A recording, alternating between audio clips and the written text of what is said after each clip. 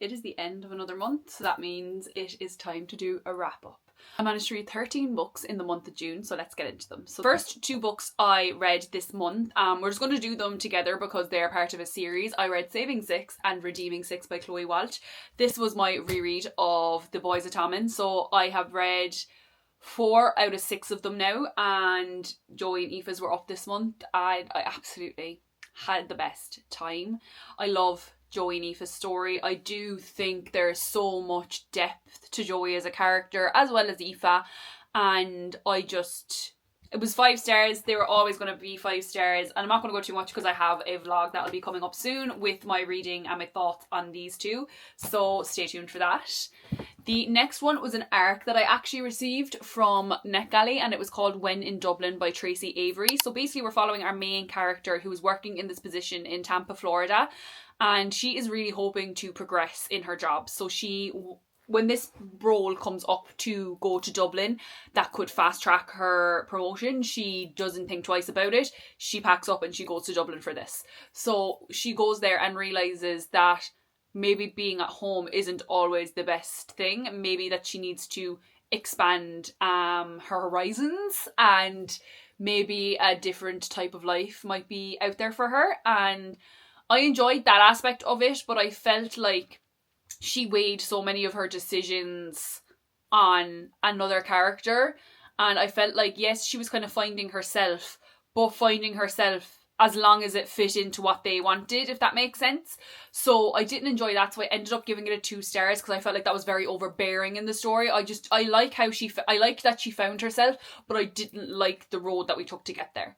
So that's just my thoughts on that. I don't know when it actually comes out. I have it here in front of me. It came out on the 20th of May, so it's already out. But unfortunately it wasn't a win for me. Next was one that I thought I'd never ever read, and I'm so shocked to be sitting here saying that this is on a wrap up, but my boyfriend picked this on my June TBR. So this is Dungeon Crawler Carl by Matt Dinniman. This series, I'm so excited. I'm so excited after reading the first one. I genuinely didn't think going into this that I'd have any interest whatsoever because it's quite sci-fi based. So we're following Carl, who basically his girlfriend breaks up with him, and then he somehow gets stuck in this show. Like, their world has been taken over and they have to compete to get down the levels, and there's 18 levels. No one's ever reached the ground, like the bottom level before. But not only that, Carl is also stuck with his ex-girlfriend's cat, Princess Donut, who gains the ability to talk and turns into a lover. Princess Donut honestly is the reason I want to carry on.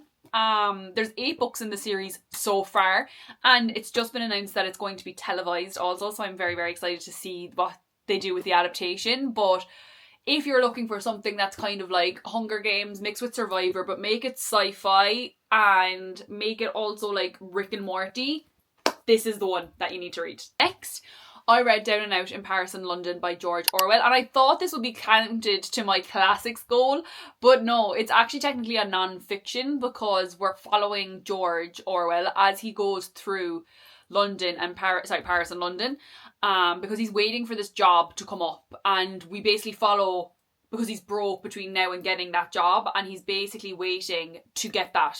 So we're following him as he gets by while waiting for this opportunity, this job to come up. And it's really interesting because it's told through the stories of the people he meets along the way, and I really liked that. I didn't give it a rating because I felt like because it is his real life experience, I didn't want to rate it. But definitely a valuable read, and I would recommend picking up George Orwell's writing if you haven't. The next is Nightshade. Nightshade. Autumn you are amazing, because what was that cliffhanger?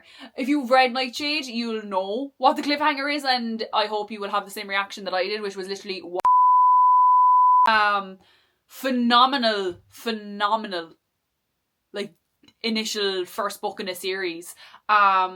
Loved Ophelia, loved Alex, loved their dynamic, and I liked the mystery element that was added into it with the murder.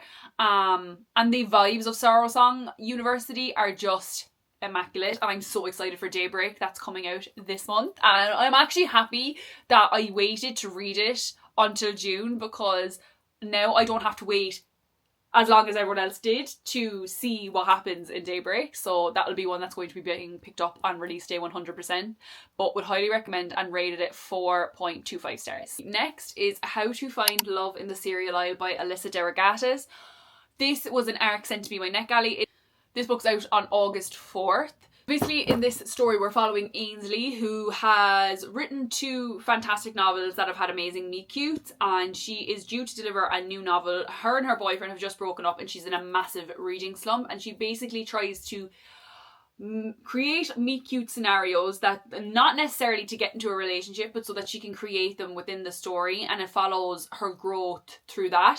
And I found it really, really interesting. I love Alissa's writing. I really, really enjoyed Call It What You Want, which was her first novel, and would highly recommend that to anyone in their 20s, to be honest, particularly females. I think you'd really find a piece of yourself in there. I definitely did, and I rated this 3.75 stars. Next one, and probably my favourite in the When in Rome series, I think. I thought it was Beg, Borrow, Steal, but I actually can't stop thinking about this one, and that's In Your Dreams by Sarah Adams.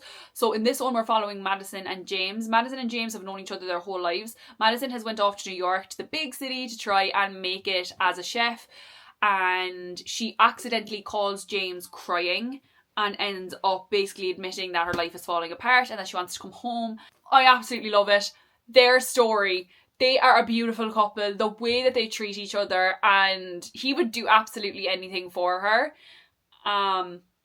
These were a couple I was anticipating, I think, from like the first or second book, because we kind of get snips of them around each other and like the discomfort that they have around each other. But I don't think it's discomfort, it's more tension, that they genuinely like each other and they don't know what to do, because obviously James is friends with Madison's brother Noah.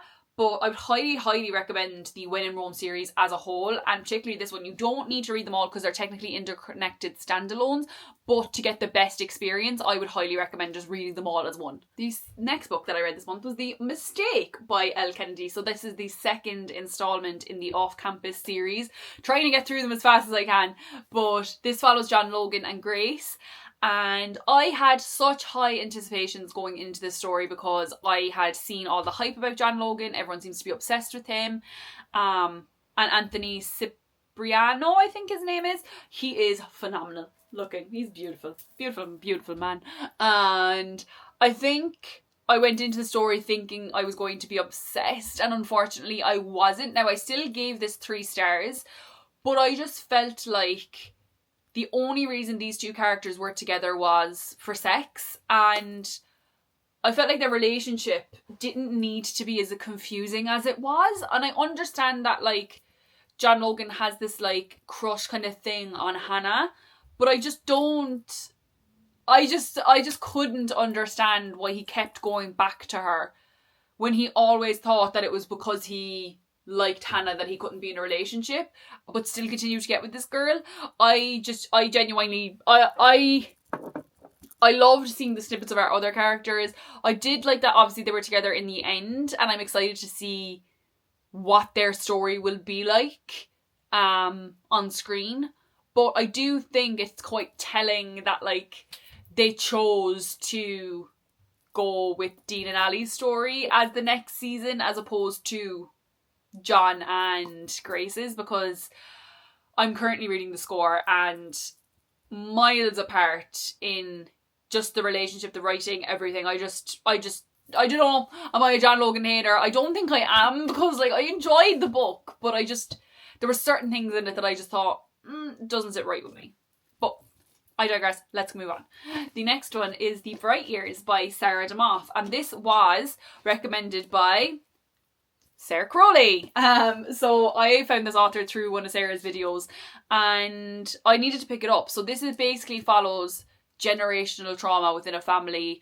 We have Ryan and Lillian who meet, and they're both keeping secrets that they haven't told each other, and they engage in this relationship. They end up getting married, they end up having a daughter called Georgette, and then all these issues start coming to the forefront and becoming actual realities that they have to deal with.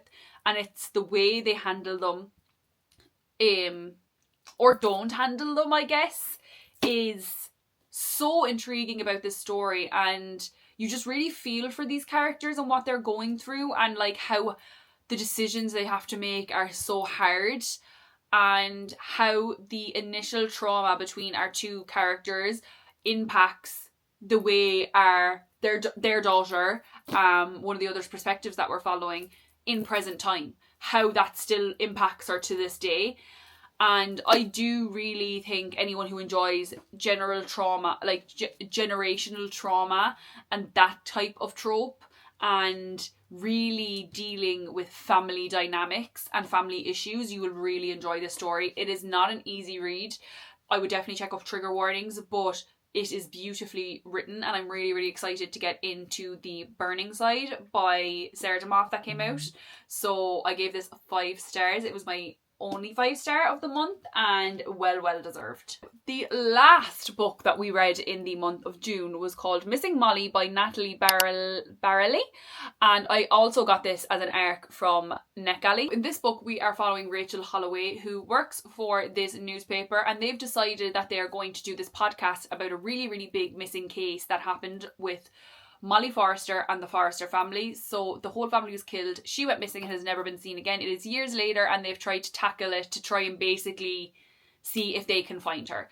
Little do they know, they have Molly Forrester working for them. I just found that there was too many twists and turns. There was one twist in the story, and it's like, I think it's like 75-80% in. And at that plot line, I was like, we could have left it here and that would have been a phenomenal ending. But then it carried on for another 20%, and it just, that's what brought it down to the 3-star for me, was the aspect of that we knew initially at the beginning of the story that she is Molly Forrester, and kind of working back to that night and what happened. I figured out that I think that that's the type of thriller mystery that I enjoy, that like when I have the answers and we can work back to see how we got to there. So that's why I gave it 3 stars, and I would recommend if you're looking for something along those lines. That's why I really enjoyed it. But again, if we had just left it at that 75-80% mark where that twist happened, phenomenal. Could have been a 5-star for me, to be honest. But it went the other way. So those are the 13 books I read in the month of July. I had a really, really good reading month overall. Very, very happy with the books I managed to read. Got to some that I've been waiting for a long time, and some ones that I never ever thought I'd read, thanks to my boyfriend. And I'll talk to you guys in the next one.